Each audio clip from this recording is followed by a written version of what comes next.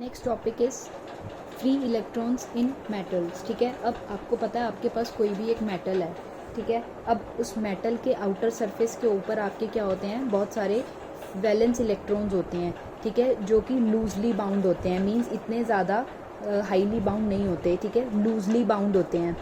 तो वो इधर उधर मूव कर सकते हैं मेटल के सरफेस के ऊपर, ठीक है, यहाँ सरफेस के ऊपर मूव कर सकते हैं, बट इस सरफेस को नहीं छोड़ सकते यहाँ पे, ठीक है। ये जो अब लूजली बाउंड है मूव तो कर सकते हैं बट सरफेस को छोड़ के बाहर नहीं आ सकते। तो इन इलेक्ट्रॉन्स को जो बाउंड होते हैं लूजली बाउंड, आपने केमिस्ट्री में भी पढ़ा होगा, इनको क्या कहते हैं, हम फ्री इलेक्ट्रॉन्स कहते हैं।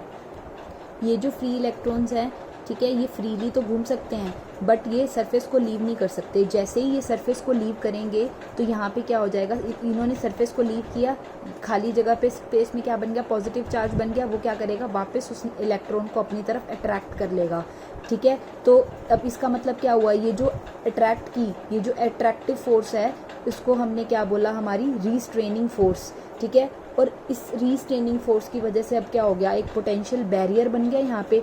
अब मतलब ये इलेक्ट्रॉन है, ये एक पोटेंशियल बैरियर है, इसको क्रॉस करके जाना है, ठीक है, इस पोटेंशियल बैरियर को क्रॉस करके जाना है। बट ये जैसे ही उठेगा एक रीस्ट्रेनिंग फोर्स लगेगी, ये वापस आ जाएगा। तो अब इसका मतलब क्या हुआ कि हमें एक अमाउंट ऑफ एनर्जी एक्सटर्नल देनी पड़ेगी, यानी बाहर से एनर्जी देनी पड़ेगी, ताकि क्या करे, ये इलेक्ट्रॉन जंप करके इस पोटेंशियल बैरियर को क्रॉस कर जाए, ठीक है।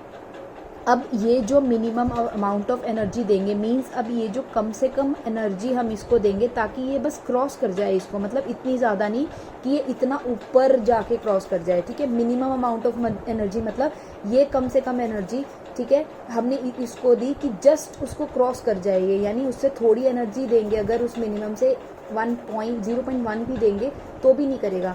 मींस वो मिनिमम अमाउंट ऑफ एनर्जी हम उसको दें कि वो क्या कर जाए, उसको क्रॉस कर जाए, ठीक है, किसको, पोटेंशियल बैरियर को क्रॉस कर जाए, पोटेंशियल बैरियर को क्या कर ले, ओवरकम कर ले, ठीक है। ये जो मिनिमम एनर्जी होएगी जो हम इलेक्ट्रॉन को देंगे, ये किस पे डिपेंड करेगी, मेटल की प्रॉपर्टीज़ पे और उसके नेचर पे, ठीक है। और उसको हम क्या कहेंगे, वर्क फंक्शन कहेंगे मेटल का, ठीक है। अब डिफरेंट मेटल्स के लिए अब डिफरेंट प्रॉपर्टीज़ होंगी, उनके डिफरेंट नेचर होंगे, तो उनकी अमाउंट ऑफ एनर्जी भी, यानी उनका वर्क फंक्शन भी अलग होगा। अब वर्क फंक्शन हो गया और एक हमारा पोटेंशियल बैरियर हो गया, रीस्ट्रेनिंग फोर्स हो गई। ये 2-3 टर्म्स हैं जो आगे यूज़ होती रहेंगी, आपको ध्यान में रखनी है, ठीक है। रीस्ट्रेनिंग फोर्सेस कौन सी होंगी, जो इलेक्ट्रॉन को वापस ले आएंगी, उसकी वजह से क्या होगा, एक पोटेंशियल बैरियर बन जाएगा। अब इस पोटेंशियल बैरियर को ओवरकम करने के लिए हम एक मिनिमम अमाउंट ऑफ एनर्जी देंगे। ये जो हम एनर्जी देंगे इसका नाम क्या हो, इस एनर्जी को हम क्या बोलेंगे, वर्क फंक्शन। और ये डिफरेंट मेटल्स के लिए डिफरेंट होगी, ठीक है। Thus the work function of a metal is the minimum energy required by an electron to just escape, means just निकल जाए कहाँ से, मेटल के सरफेस पे, ताकि वो ओवरकम कर ले उन रीस्ट्रेनिंग फोर्सेस को। ओवरकम मतलब अब वो रीस्ट्रेनिंग फोर्सेस उसके ऊपर इफेक्ट ना डालें, वो ओवरकम कर जाए उसको सरफेस के ऊपर, ठीक है। तो वर्क फंक्शन क्या हो गया, मिनिमम अमाउंट ऑफ एनर्जी हो गई, ठीक है, जो हमने इलेक्ट्रॉन को दी ताकि इलेक्ट्रॉन उसके अंदर से मेटल सरफेस के ऊपर से एस्केप कर जाए और रीस्ट्रेनिंग फोर्सेस को ओवरकम कर ले, ठीक है। Work function of a metal is generally denoted by phi naught, हम इसको फाई नॉट से दिखाते हैं। और हम इसको कैसे, इसका जो मेजर किस में करते हैं, इलेक्ट्रॉन वोल्ट में करते हैं, ठीक है। आपको पता है इलेक्ट्रॉन वोल्ट क्या है, एनर्जी की ही यूनिट है। नेक्स्ट क्या है, टेबल है, इसमें कुछ वर्क फंक्शंस गिवन है, ठीक है। तो इसमें आप देखो कि सबसे जो लोवेस्ट है वर्क फंक्शन, वो किसका दे रखा है, सीजियम का दे रखा है। और प्लैटिनम का क्या है, आपका सबसे हाईएस्ट वर्क फंक्शन है। तो इसकी वैल्यूज़ आपको ज़्यादा ध्यान में रखनी नहीं है, बस लोवेस्ट और हाईएस्ट ध्यान में रख लो, ठीक है।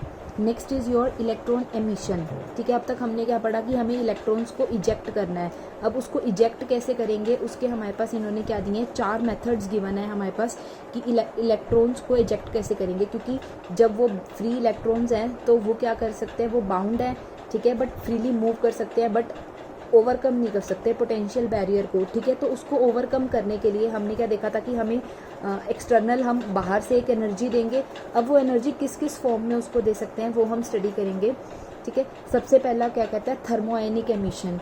थर्मो मतलब हीट, नाम से ही पता चल रहा है, थर्मो का मतलब क्या होता है, हीट। मींस अगर हम बाहर से उस मेटल सरफेस को हीट कर दें, ठीक है, सुटेबली हीट कर दें, तो ये जो एनर्जी रिक्वायर्ड होएगी इलेक्ट्रॉन के एमिशन के लिए, कहाँ से, मेटल के सरफेस से, ठीक है। अब ये कैसे दे रहे हैं, हम थर्मल एनर्जी दे रहे हैं। अगर हमने जैसे उसको थर्मल एनर्जी दी, इलेक्ट्रॉन क्या हो जाएगा, इजेक्ट हो जाएगा, वहाँ से बाहर आ जाएगा, ठीक है। ये जो एमिटेड इलेक्ट्रॉन है, हम इसको क्या कहते हैं, थर्मल इलेक्ट्रॉन कहते हैं, ठीक है, या थर्मोइंस कहते हैं। तो कितने नंबर ऑफ थर्मोइंस हमारे एमिट होंगे, वो किस पे डिपेंड करेगा, आपके मेटल के सरफेस के ऊपर, क्योंकि उसकी प्रॉपर्टीज़ पे डिपेंड करेगा, ठीक है। थर्मो मतलब हीट।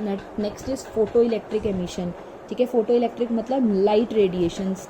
अब इसका मतलब क्या हो गया, हमने कुछ, अब ये मेटल का सरफेस है, इसके ऊपर पहले हीट किया था, अब इन्होंने क्या की, लाइट रेडिएट की, ठीक है। जैसे इसके ऊपर लाइट डालेंगे तो इसके अंदर जो इलेक्ट्रॉन्स हैं वो कुछ एनर्जी गेन कर लेंगे, वो लाइट को क्या कर लेंगे, कंज्यूम कर लेंगे, ठीक है। लाइट को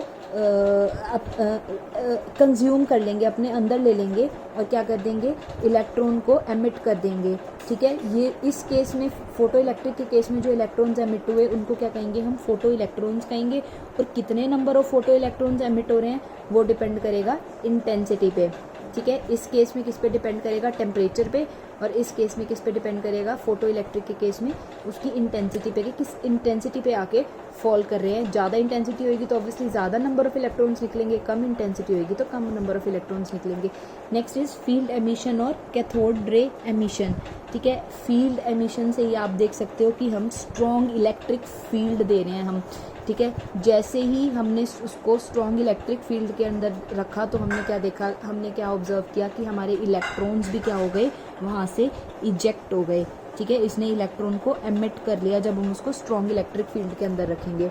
next is your secondary emission.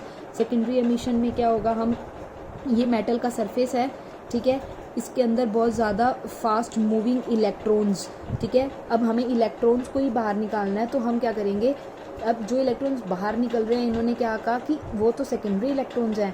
पहले तो हम क्या कर रहे थे, या तो हमने उसको हीट दे दी, या फिर उसको फोटो इलेक्ट्रिक एमिशन दे दिया, ठीक है, रेडिएशंस दे दी, या फिर उसको इलेक्ट्रिक फील्ड के अंदर रख दिया। अब हम क्या कर रहे हैं, इलेक्ट्रॉन्स ही उसके ऊपर, मेटल के ऊपर डाल रहे हैं और सेकेंडरी इलेक्ट्रॉन्स बाहर निकले। जब हम प्राइमरी इलेक्ट्रॉन्स डालेंगे जो बहुत ज़्यादा फास्ट मूविंग है, ठीक है, तो वो क्या करेंगे, जो प्राइमरी इलेक्ट्रॉन्स के अंदर एनर्जी होएगी वो गेन कर लेंगे, उस एनर्जी की हेल्प से वो क्या हो जाएंगे, अब सेकेंडरी इलेक्ट्रॉन्स बाहर आ जाएंगे, ठीक है। तो प्राइमरी इलेक्ट्रॉन्स तो हमने डाले उसके ऊपर, ठीक है, फॉल कराए, बट हमें जो मिला वो कौन से इलेक्ट्रॉन्स थे, हमारे सेकेंडरी इलेक्ट्रॉन्स हमें मेटल के सरफेस के ऊपर से मिले, ठीक है। ये जो फास्ट मूविंग इलेक्ट्रॉन्स हैं इनकी एनर्जी बहुत ज़्यादा होती है, जैसे ये मेटल पे गिरेंगे, फ्री इलेक्ट्रॉन्स जो मेटल के ऊपर थे वो जो प्राइमरी इलेक्ट्रॉन्स हमने डाले उसकी एनर्जी को गेन कर लेंगे, ठीक है। गेन करके अब उनकी इतनी एनर्जी हो जाएगी कि वो वर्क फंक्शन को क्या कर लेंगे, जो पोटेंशियल बैरियर था उसको ओवरकम कर लेंगे, ठीक है। इस केस में जो इलेक्ट्रॉन्स एमिट होते हैं उसको क्या कहते हैं, सेकेंडरी इलेक्ट्रॉन्स। थर्मोआयनिक के केस में जो इलेक्ट्रॉन्स एमिट होते हैं उसको हम क्या बोलते हैं, हमारे थर्मल इलेक्ट्रॉन्स। फोटो इलेक्ट्रिक के केस में जो होते हैं फोटो इलेक्ट्रॉन्स, और जो सेकेंडरी के केस में होते हैं उनको क्या कहते हैं, सेकेंडरी इलेक्ट्रॉन्स। ये किस पे डिपेंड करता है, कितने नंबर निकल रहे हैं, टेम्परेचर पे, ये इंटेंसिटी पे डिपेंड करता है, ठीक है। और ये डिपेंड करेगा कि हम कितने नंबर ऑफ इलेक्ट्रॉन्स डाल रहे हैं, हम प्राइमरी इलेक्ट्रॉन्स कितने डाल रहे हैं, उसी के अकॉर्डिंग वो एनर्जी लेगा और उतने ज़्यादा हमारे सेकेंडरी इलेक्ट्रॉन्स बाहर आएंगे।